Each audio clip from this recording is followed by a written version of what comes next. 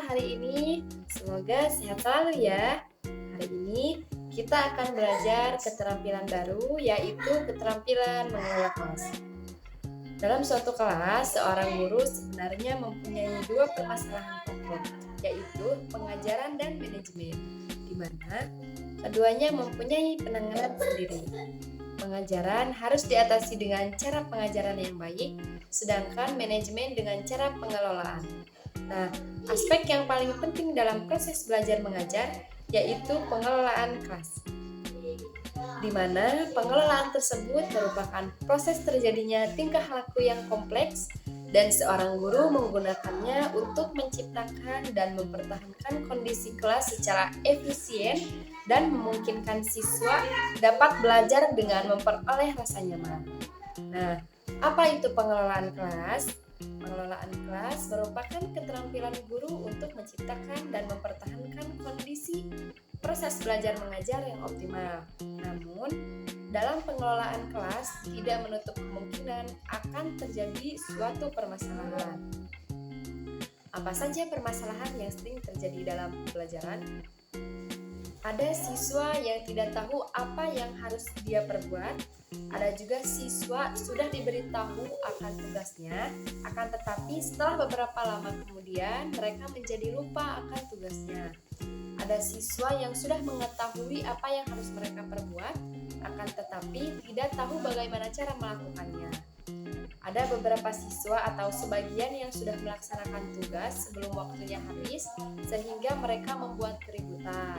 Ada di antara siswa yang merupakan anak malas dan tak bergairah atau pengganggu, sehingga walaupun mereka melakukan tugas, akan tetapi tidak secara sungguh-sungguh.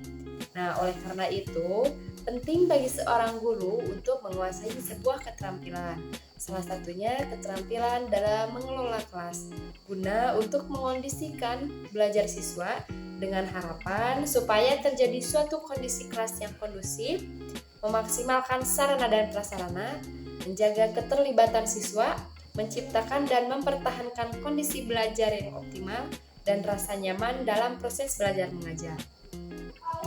Maka dalam melaksanakan keterampilan mengelola kelas perlu memperhatikan komponen keterampilan yang berhubungan dengan penciptaan dan pemeliharaan kondisi belajar yang optimal.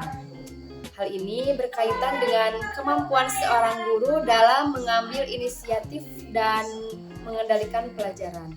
Jadi secara umum komponen pembelajaran terbagi menjadi dua bagian, yaitu penciptaan kondisi belajar yang optimal dan yang kedua pengendalian kondisi belajar yang optimal. Sekarang mari kita bahas satu persatu ya.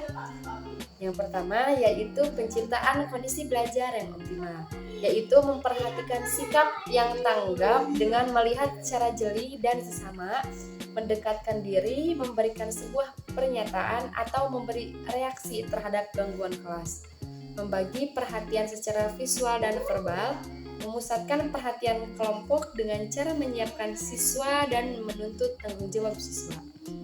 Selanjutnya memberi petunjuk-petunjuk yang jelas, menegur secara bijaksana, yaitu dengan jelas dan tegas, bukan berupa peringatan atau ocehan, serta membuat aturan, memberikan penguatan seperlunya. Dan yang kedua, yaitu pengendalian kondisi belajar yang optimal.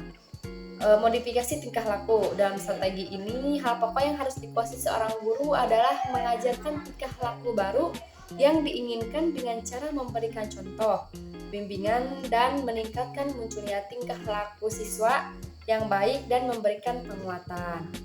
Pengelolaan atau proses kelompok. Dalam strategi ini, kelompok dimanfaatkan dalam memecahkan masalah-masalah pengelolaan kelas yang muncul, terutama melalui diskusi. Untuk selanjutnya, menemukan dan memecahkan tingkah laku yang menimbulkan masalah. Nah, dalam strategi ini perlu ditekankan bahwa setiap tingkah laku yang keliru merupakan gejala dari suatu permasalahan. Nah, selain itu, guru atau calon guru juga harus mengetahui prinsip-prinsip pengelolaan kelas. Nah, apa saja? Setidaknya ada 6 prinsip keterampilan pengelolaan kelas.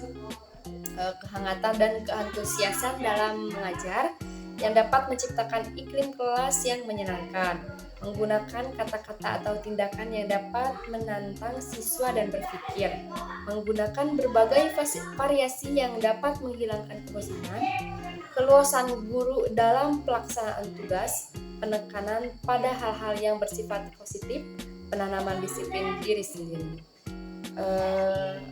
Kesimpulannya, setiap guru, baik itu guru kelas maupun guru bidang studi, secara langsung pasti terlibat dalam kegiatan pengelolaan.